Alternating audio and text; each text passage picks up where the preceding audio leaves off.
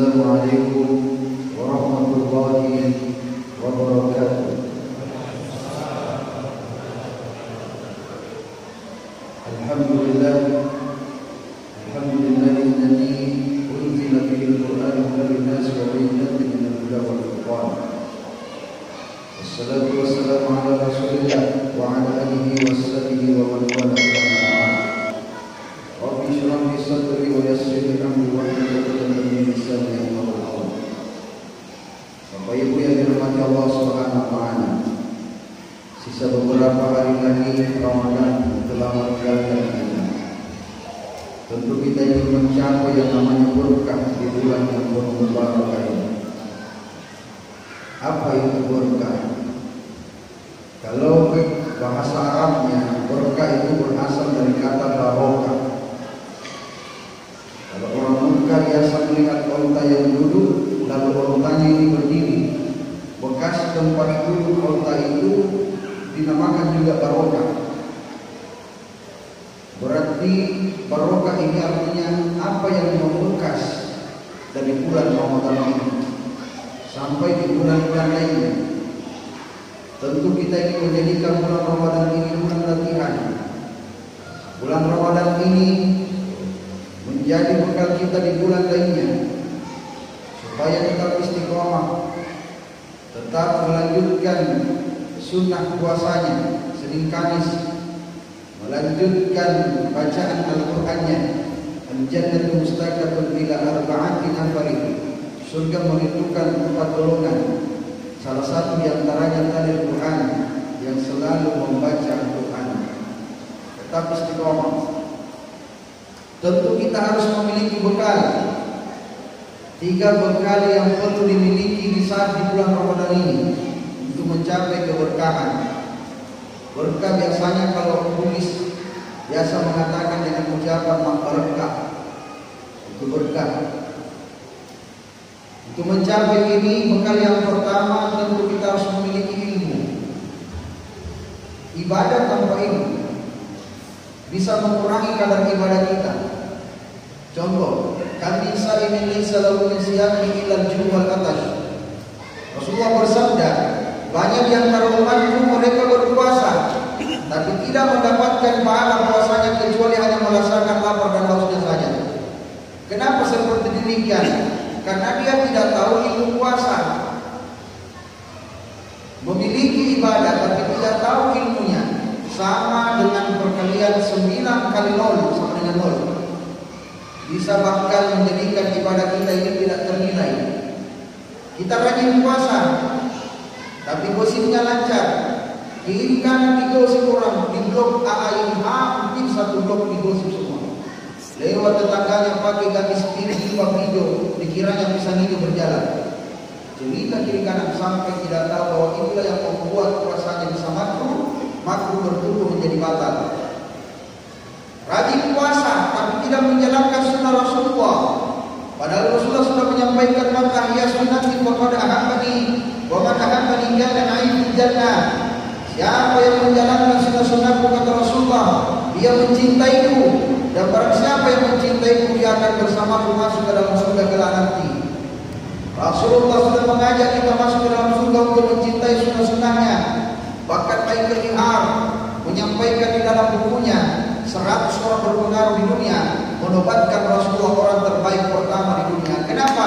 Karena Rasulullah SAW dokter terhebat di dalam sejarah. Tidak pernah sakit, nanti sebab-sebab kematiannya lalu Allah Subhanahu wa taala memberikan sakit. Ini baginda Rasulullah SAW. Karena di dalam proses kehidupan Rasulullah, suri teladan yang baik, banyak sekali mengajarkan kita hal-hal yang sehat, cara makannya, cara duduknya, makan pakai tangan. Bahkan beliau mensunnahkan untuk menggunakan 3 jari. Jari ini 3. Kalau di Arab cukup. Kenapa? Orang di Arab makan kurma, makan roti. Kalau kita di Indonesia jangan kurma pakai 3 jari, 5 jari pakainya. Kenapa 3 jari? Karena kita makan nasi belum lagi dicampur dengan kari ayam. 3 jari dipakai lama sekali dari bisa habis. Makanya silakan pakai 5 jari kayak eskavator, silakan terserah. Yang penting 3 jari ini ikut. Kenapa 3 jari ini harus ikut? ternyata manfaat dari 3 jari ini luar biasa. Jempol, jempol ini manfaatnya memberikan nikmat pada makanan. Makanya coba tanya anak kecil, anak kita sendiri, nah, kenapa kamu selalu mengisap jempolmu? Alasannya karena nikmat ini jempol. Di antara semua jari, jari yang paling nikmat itu jempol. Buktinya yang kedua, kalau kita makan enak, kita rasa takjil yang tadi kita makan, pasti kita akan mengacungkan jari jempol. Kenapa? Enaknya ini makanan, siapa yang bikin? Tidak mungkin kita keenakan langsung mengangkat jari yang lain. Enaknya ini makanan, siapa yang bikin? Itu jari tengah. Nah, seledi ini orang bro. Makanya jari jempol ini menandakan bahwa jari yang nikmat. Jari telunjuk, jari perasa yang memberikan rasa pada makanan. Makanya kalau kita mau merasakan makanan, yang mencolek itu jari telunjuk. Tidak mungkin jari jempol tanpa mencolek. Pasti jari telunjuk karena ini yang memberikan rasa. Yang ketiga inilah yang membersihkan makanan, jari tengah. Jadi ini jari tengah enzimnya sangat tinggi. Kenapa harus dibersihkan makanan? Karena makanan ketika masuk ke dalam lambung ini, ketika masuk ke dalam perut, supaya lambung tidak lama memproses, memang harus cepat basi, supaya tidak setengah mati untuk BAB buang air besar. Ini. Makanya saudara-saudara banyak sekali yang baik. Bagaimana kita mau sehat? Padahal Rasulullah menyampaikan somu tasihu, berpuasalah kalian agar sehat.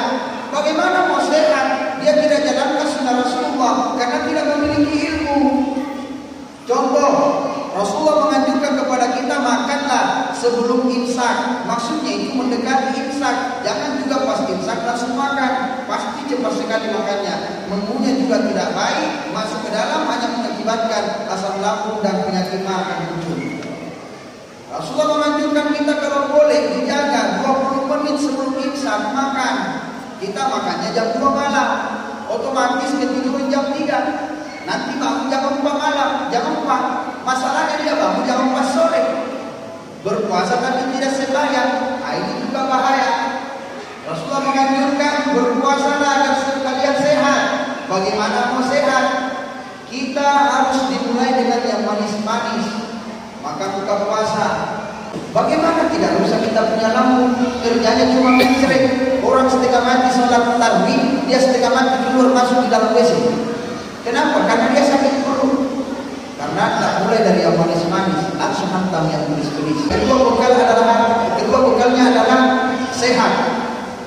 Makanya itu orang yang tidak dianjurkan berpuasa adalah sakit. Mari dibawa ala safari faidatun min ayyamil ukhra, atau dalam perjalanan. Makanya kalau mau bebas tidak puasa gampang Pak, pura-pura gila. Orang sakit gila itu yang tidak usah berpuasa. Kenapa? Karena dia dimaafkan. Makanya kalau sakit, Islam ini bagus sekali, sangat indah. Tidak boleh berpuasa di bulan Ramadan karena sakit, ganti pada hari yang lain. Tidak sanggup lagi diganti pada hari yang lain karena sakit, bayar fidyah. Tidak mau bayar fidyah karena miskin, kita yang dikasih fidyah. Sulitnya di mana? Cuma kita tidak paham seperti fidyah, ta'am miskin, memberi makan orang miskin. Dalam tafsir Jalalain yang dikarang oleh dua ulama yang bernama Jalaluddin As-Suyuti dengan Jalaluddin Al-Mahalli. Ta'am miskin, kata-kata ta'am adalah makanan yang boleh disimpan, bukan siap saji.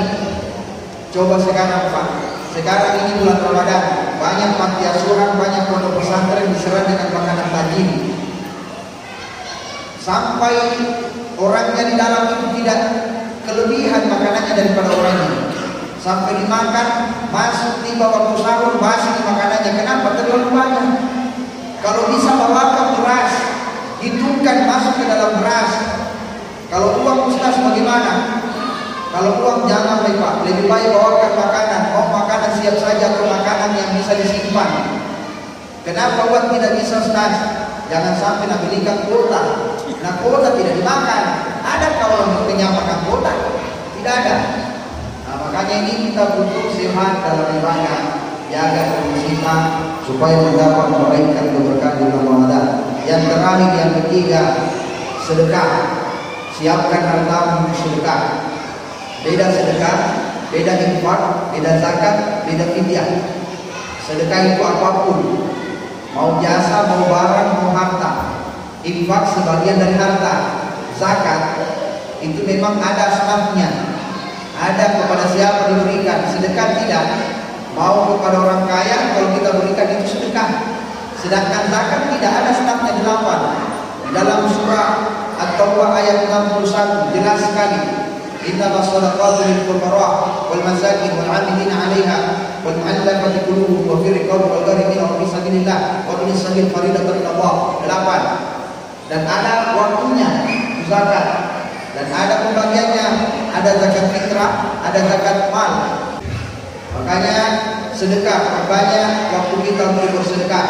Karena di bulan Ramadan ini beda dengan bulan-bulan yang lain. Kalau bulan yang lain 100.000 yang kita sedekahkan jumlahnya sama. Tapi bulan Ramadan ini kita sedekah 100.000, Allah lipat gandakan menjadi 70 kali. Menjadi 7 juta kita punya sedekah, Pak. Itu bagusnya.